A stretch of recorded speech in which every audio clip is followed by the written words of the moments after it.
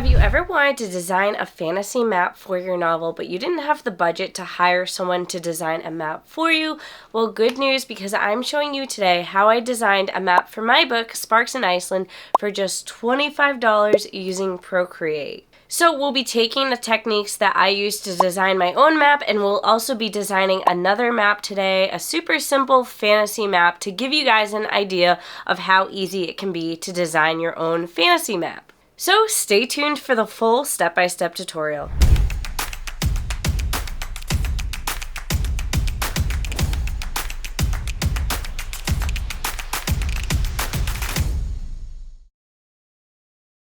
Hello everyone, my name is Mandy. I'm an author, the creator of the Book Launch Planner series, and I also make courses on book cover design and book formatting. If you want weekly videos on the business of being an author, make sure to subscribe and hit that bell notification icon so you never miss a new upload. You can also join as a YouTube member to get early access to videos as well as behind the scenes content. Maps are a great way to add a little something extra to your book. And in fact, the map I designed for my book, Sparks in Iceland, is an extra thing that I added after reaching a stretch goal on Kickstarter. That Kickstarter is live now, so if you want to check it out, it'll be linked down below. Some of the perks of becoming a backer for the Kickstarter is you get early access to the ebook, there's a special edition paperback, there's a deluxe edition hardcover, and there's also an annotated copy of the book. If you want to learn more, just check out the link in the description. The Kickstarter is live now until July 28th. Let's hop into the tutorial. So to do this tutorial, you'll need two things. You'll need access to Procreate and special Procreate brushes. I personally am going to be using my mini iPad, and then the Procreate brush pack will be linked down below. Please note this is not an affiliate link. It's just a brush pack that I genuinely love and enjoyed using. When you purchase the brush pack, make sure to purchase the commercial license so you have the rights to put it in your book when you use the brushes. At the time of filming this video, it's $25. With that said, let's switch over to the iPad and check out what we're doing. Okay, so the first step we're going to want to do is we want to create our shape. So I have a color scheme already picked out here. This is actually the same color scheme I used for the other map I made for Sparks in Iceland. So I'm basically going to just do the same thing. I'm going to use this really dark blue color to create our actual shape. Now, if we check out the brush pack, you can see I accidentally downloaded it 3 times, so ignore that. But we have a ton of options in our brush pack, and we can see it's organized as well. So we have map borders, and then if we keep scrolling, we have dots and grids. And then again, keep scrolling, we have terrain outlines, we have terrain and sea patterns, and then we have paths and banners, and we have trees and beasts. And these are just stamps too, so they just stamp right onto our map and look awesome. Then we have mountains and rocks. And lastly, we have buildings and construction. And ruins, caves, and miscellaneous is the last bit of stuff. So yeah, there's a lot of fun things to check out. We'll work through them as we work through the tutorial. But the first thing we need is the map border. That's for like the finished map. I like to create the map border at the very end. So I'm going to skip down to terrain outlines, and I'm just going to do this first one to create our outline of our island. So I'm just going to do something very random. Obviously, if you're designing a map for your own world, you kind of probably have a better idea of what you want it to look like, but I'm just going to create something super, super simple. So we have land on one side and the sea on the other. Actually, let me do something where the land takes up more space than the sea. So we drew that on layer 1. What we're going to do now is we are going to duplicate layer 1. And now we have 2 layer 1s, but the one underneath is our actual land color. And I'm just going to take this other lighter blue and drag and drop it. And you can see that automatically filled it in. It makes our life real easy. So this is our land. And now what I want to do, so we have our land outline, and if you want, you can rename things to make things a little more easier for you. Outline land. And then this one will be just land. Okay, so now I want to go ahead and apply a pattern to the land to give it a little bit of texture. So I just created another layer to go above our land, and I'm going to tap here and set it to clipping mask. And that means whatever we apply to this layer will only apply to the layer beneath it. So let's go back to our brush and find what type of pattern we want to put on our land. I kind of like the basic grid, and now I'm just going to set it back to that dark blue, and we're just going to color it in. And what I could do now is if I felt like this was too big or too small, I could change my brush size to make it bigger or smaller, but I actually kind of like how it is right now, so I'm gonna leave that. So that is our land. And I'm also realized sitting here that I made my land blue, so I can change that very quickly by just dragging and dropping another color onto it. So now we're basically gonna do the same exact thing, but for the ocean. Now for the ocean, we can just change our background color, and we can change it to this blue, that same blue that we were using earlier. And now let's do the same thing where we add a pattern to our ocean to give it that texture. So let's just add another new layer, but we're going to drag and drop it to be over the background. And I'm also just going to rename this as well. Okay, so now we want to find a pattern that looks good for our ocean, and we can see there's a couple of different options. I want something that's a little more subtle, like these waves I really like, and we're gonna set it for that dark blue, and we're gonna just add them in. And you can see I'm not putting them everywhere, I'm just kind of randomly sprinkling them in. And again, you can play around with your brush size off to the left here if you want it bigger or smaller, but I kind of like it as is. So we have our land, we have our ocean, we applied a pattern to it so it has that nice texture. Now we're going to go ahead and start creating roads. Now sometimes before you create roads, you might want to add in a building so you know kind of where to place the roads. So I'm going to do that really quick. I'm going to go find a building, at least I guess 2 buildings that I want to place on my map so I know where to put my roads. Now we can see as far as building goes, we have a couple of different styles. We almost have like a circus tent style. We have these more like Chinese architecture. We have classic lighthouses, sandcastles, windmills. We have different churches, more like regular houses. We have bridges. So I'm going to go ahead and I'm going to add in probably the more castle style. And again, I like keeping it that really nice dark blue, but the most important thing here is every time you add a new building in, add it on its own separate layer. That way they're really easy to move around later on. So I'm just going to plop this building anywhere, and then I'm going to hit this arrow button at the top, and now I can move this building wherever I want. And then I can also resize it if I'd like to. So I'm just going to plop it over here.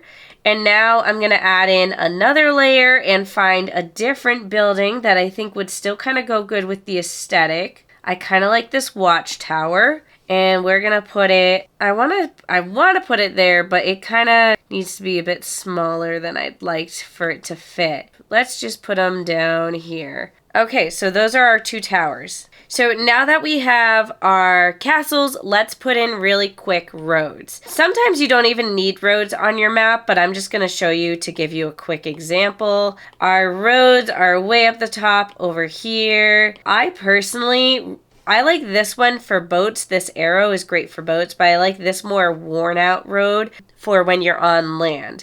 And also remember to put it on its own separate layer. So again, it'll be really helpful for you to name each layer. Like this one, I'll just name Castle 1, and this one, I'm going to name Castle 2, and now, or Castle Z, I guess. My handwriting isn't that good. And this will be the road. So just keep everything separate. That way, if you need to edit things down the line, it'll just be a lot easier. So I'm going to make my road brush a little bit bigger. Now we're just going to go ahead and connect our 2 buildings. And I also think right here, I'm going to put a bridge. So let me rename this layer and just call it bridge. And now let's find our bridge. I really like this one. So let's plop it in, and now we will move it a bit.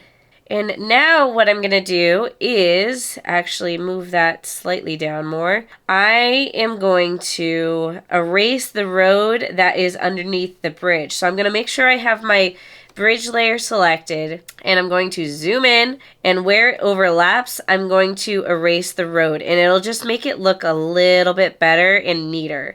So we can see that there. That looks a lot better. Now our next step is just to continue adding in stamps. So we've already added in 3 so far. We have the 2 castles and the bridge, and we can add in more. And you can see that the possibilities are endless. We can add in this little boat here. I'm going to, again, always add in a new layer. And you can just put them plop right there in the water. Or you can put it, probably not, you don't want to put it on land. And we're just going to put it at a slight angle. That way it looks like it's kind of near the bridge, like that's almost like a dock. And we can add in other different things. There's some really cool sea creatures if you wanted to add those in. I feel like for this map in particular, it doesn't really fit the aesthetic. I want to check out some mountains. I want to add in a mountain range. Again, add in a new layer.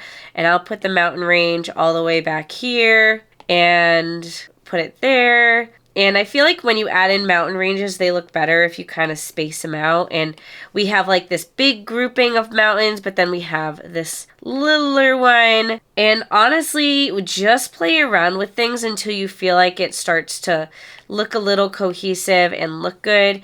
I find it's a little bit better to go in with something in mind. Like when I made the one for Sparks in Iceland, I traced out the shape of Iceland and I traced out the shape of the roads. I followed the actual roads that are in Iceland, and then I kind of just put landmarks where I knew there were landmarks in Iceland. Now, when you're designing your own map, of course, you are making something up probably, unless you're like me and you're writing a contemporary story based on actual locations. But if it's your own fantasy map, you might just be kind of figuring it out as you go. So just have fun with it. Play around with things until you feel like they start to really look good. We can add in just random rocks. And I'm just adding things in quite literally wherever I feel like they might look good. All right, so I'm actually going to get rid of that mountain layer because I feel like it doesn't look as good as I thought. And then down below, so we have like our mountain region up at the top. Let's add in a sort of dune area down at the bottom. So this is more like a dry desert area maybe. We'll put that way at the bottom. All right, the last thing I'm going to add in is a really cool pirate ship just in the middle of the ocean, because why not? That's a lot smaller than I wanted him to be. I'm going to increase the brush size quite a bit and add him in there and then make them smaller. And then again, I can do what I did with the bridge earlier, where I feel like we kind of lose the pirate ship a little bit because of the texture. So I'm going to go to that ocean pattern layer, and I'm going to zoom in, and I'm going to make sure I have my eraser selected, and I'm just going to erase the ocean pattern where the ship is so our ship doesn't get lost. So that's what's great about this, is you can really play around and tweak things. And we can add in just a couple of more little touches, because I feel like this part of the map, the center part of the land, is kind of bare. So I'm just checking out what I can add in. Like there's these cool caves that I think would be kind of fun. So there's like this cave that's in the middle of the mountains maybe. Maybe not. I don't know. And you can even add in these cool compasses. There's cool banners as well. There's signs. Like I feel like having a little sign right next to the cave, maybe not, because I also feel like it's not the same style. So you'll notice some of these stamps that are in the brush set are like slightly different styles, so you want to be mindful of that. But this is just a really quick map I created with you guys. The next or last step that you can do is that you can go ahead and add in a nice border. Like if we add in another layer, and you saw earlier that this brush set does contain lovely borders. If you go all the way to the top, you can see our borders here. You can select any border you want and you can add it in, and then if you hold it down, in Procreate, it does make it a nice straight line. I actually really want that to be a lot thicker, like that. And sometimes I like to export it first and then add the border.